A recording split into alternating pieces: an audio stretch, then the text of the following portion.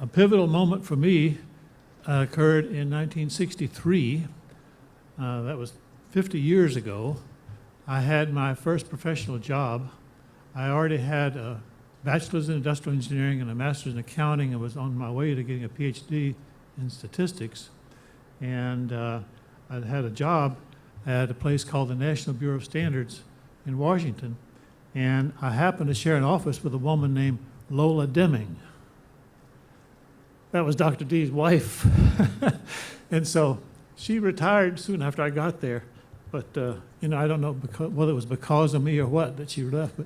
But anyhow, it gave me the chance to get to know him a bit. And the statistical group that I was working with at the National Bureau of Standards was, I think, the best statistical consulting group in the world at that point in time. They just really had some great talent there, and it was a privilege for me to learn, be there with them and learn. And so we would get together every few months at somebody's house, and often it was at Deming's house. And he specialized, and his highlight of the evening for him was always making the Deming martinis. And a Deming martini is made this way, he would say.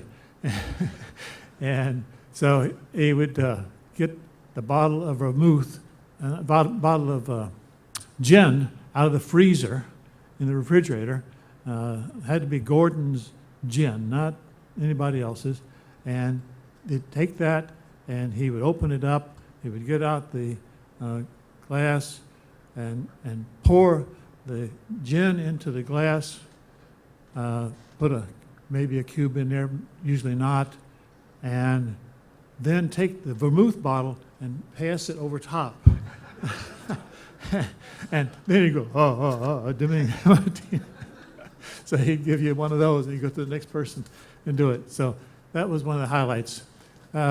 He was always interested in things. I remember one evening he spent a lot of time just talking about what he was learning about the people that can't get out of the house and back in because their brain isn't working quite right, but they can tell you what day of the week it was when you were born, just if you tell them the date. All kinds of interesting things, and what were then called idiot savants. And I hope they have a better name now. But anyhow, it's very interesting. He was so curious, always learning things. So before I got to that point in my life, I had another thing that was very fortunate. I think there's so many things that just happened to me that was just lucky. And that at the University of Tennessee, I got my bachelor's in IE and a master's in accounting. And I took statistics courses from a guy named David Chambers. Now, David Chambers was a mentor for Gypsy Randy, who many of you know, and for me as well. That he really looked after us and took care of us, and he encouraged me to go to Rutgers, and that was the place to go if you wanted to learn about quality, because it was the only place that was an educational institution on statistics that was dealing with issues of quality. Most of the other ones were in ivory tower kinds of things and so on, unrelated to anything anybody might ever want to use. But a man named Ellis Ott was the head of that department, had built it as a place to do that kind of work and that teaching and so on. Way ahead of his time, or way behind his time. I mean, this was 1963. Ellis Ott started that department, I think, in the late 50s. And that was after the quality that Deming had done in Japan had big effects here, or beginning to have big effects here, and yet it was being totally dismissed and not used anymore in the United States. So then in 1971, I got a chance, National Bureau of Standards, looking for a statistician to go and work in their Boulder, Colorado branch, and I'd always loved to try to find and go new places. And so I said, yo, and I got to go. So I went to Boulder, and I worked there for 2 years in the 1971 to 74, actually, by the time you do the calendar, right? And the big thing going on there was the anti-war situation. This was the height of the anti-war Vietnam situation. And so there were all these people doing all these kind of progressive things, and yet part of my work for the National Bureau of Standards had turned out to be for the military. And that hadn't been the case in Washington. I'd work on problems that weren't military type of statistical problems. There was military. And I was feeling really bad about spending my time working with the military and all this stuff going on in Vietnam, and, just on, be the first one on your block to have your kid come home in a wooden box. I don't know if you remember that song, but that was, that was kind of what it was like there. So I decided that I should reform America and pick a piece to do that with. And so I said, well, what if I reformed education? That'd be a good thing to do, wouldn't it? So I said, how do I start that? And I said, well, maybe I could get a job teaching in high school, or maybe get to be superintendent of the school or something like that. Maybe that would be a good place for me. So I went and I talked to educators, and they said, no, you don't know enough to teach in high school, but you could teach in college. So that's how I wound up going to Penn State University, because they needed somebody like me that could do statistics and work with students and help them and all that kind of stuff. So that was 1974, and that was, 39 years ago now. And while I was at Penn State, I did a couple of things that had some lasting effect, one of which was start statistical software called Minitab. And how anybody still heard about Minitab? Well, it's still out there doing work. Well, I was one of the two guys that started that when I was at Penn State, and that was a great thing. And then there was a thing I did called People Picture. I call it People Pictures anyhow. I arranged with students, and I got 3 classes of students. They were sort of big classes, so there's several hundred students, to agree to, and I got them to sign permission slips. They didn't have to do this, they didn't want to, but out on the lawn, near where the big flagpole was, that that was the center of the campus, to stand, and I had them stand if they were, say 5 feet 11, they were in this stack, and if they were 6 feet, 6 feet 1, 6 feet 2, 6 feet 3, and so on like this, all the way over to whatever, 6 feet 8, whatever. So I did that, and then what do you think the picture looked like? They were standing, all the 5 people 5 feet 6 were like this, and all the people 5 feet 7 were like that. So what do you think that overall picture looked like from the sky? Bell curve, right? And that was what it was supposed to illustrate. So they able people to see it, make statistics not be such a mathematical thing that people are so scared of, but say this has got some friendly face to it. So anyhow, those things are still used. There's a book by Tufte, and he's the leader in graphical methods associated with statistics, and he uses that as one of his examples in his book. So that's one of my things. Anyhow, that's all preparation for me. But I went there in 71. By 74, my wife said, you can stay here if you want, but I'm leaving. This is too isolated a place. They're too restricted in their thinking. They want anybody that thinks a new thought is bad and so on. So I said, okay, well, I'd just as soon go with you. So luckily, I got a job at the University of Wisconsin, and that was the best statistical department in the country at that point in time by far, and George Box was the great leader of that. And so I had the chance to go there and work, and I was there for 10 years doing that job, and I had 2 functions. One was I was the statistician that helped people on the campus, faculty or students, with statistical problems. And so I would do the statistician to help with that kind of stuff, so that the other people didn't have to be burdened with that, And then the other half was to teach a course in how to be a statistical consultant. And every student that got a master's or PhD from Wisconsin in that 10-year period and longer had to take this course in how to be a statistical consultant. So I was the teacher of that for the 10 years that I was in the department. So that gets us through to 1984. In the fall of 1983, well, I need to go back and fill in one more thing. 1980, there was a big event that really changed my life, which was Claire Crawford Mason's if Japan can, why can't we? Oh, what a great special that was. Her white paper. So anyhow, that got me going and got me back in contact with Dr. Deming, who I hadn't had much contact with through the years of moving around and so on. And so 1983, which is 30 years ago, now that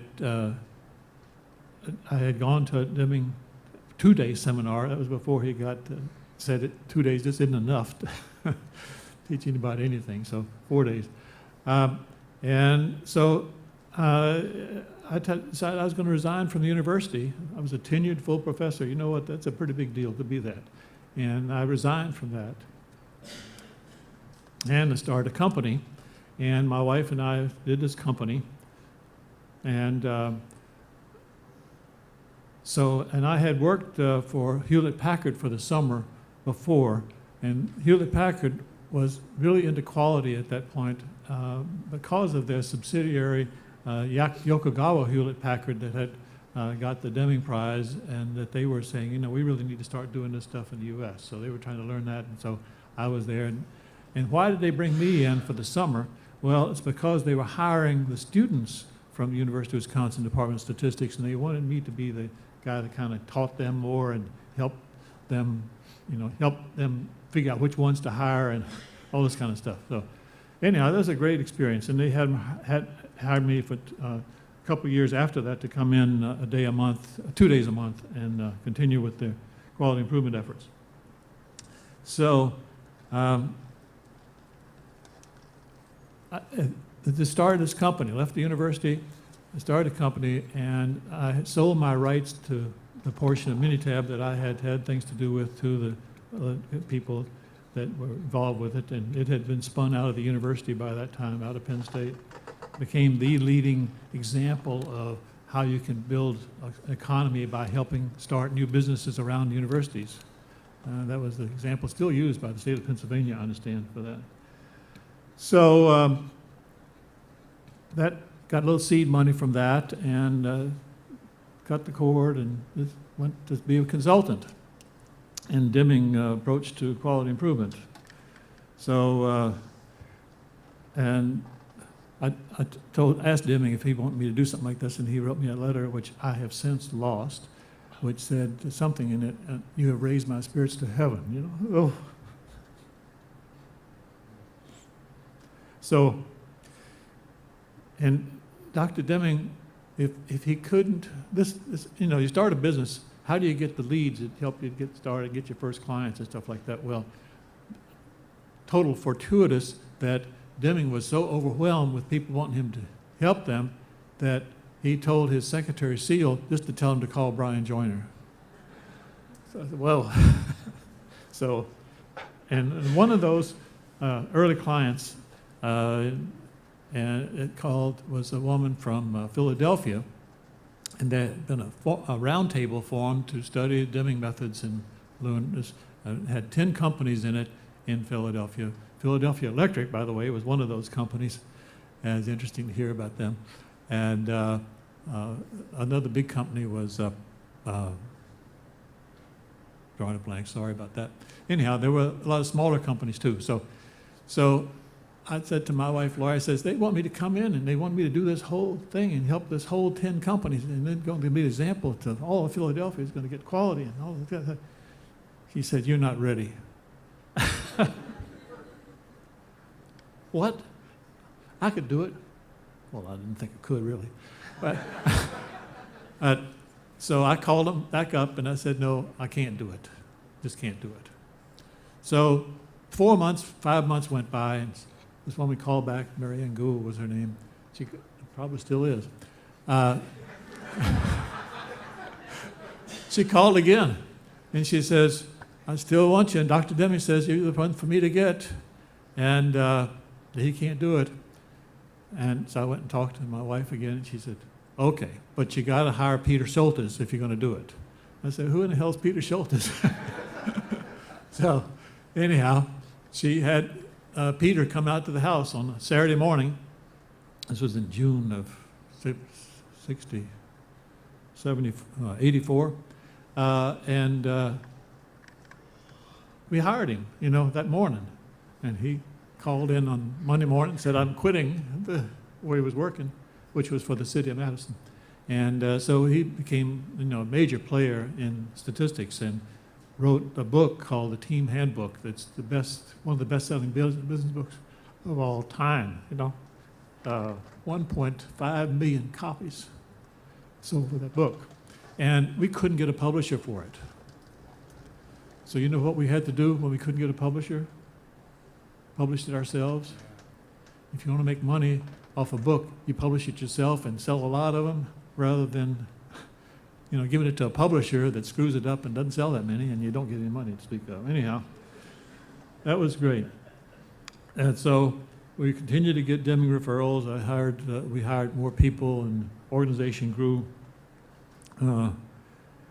In about 1987, plus or minus a year or so, it was about 26 years ago, there were several of us that were in that picture that Nita showed last night that I was in, and there was Tom Nolan, who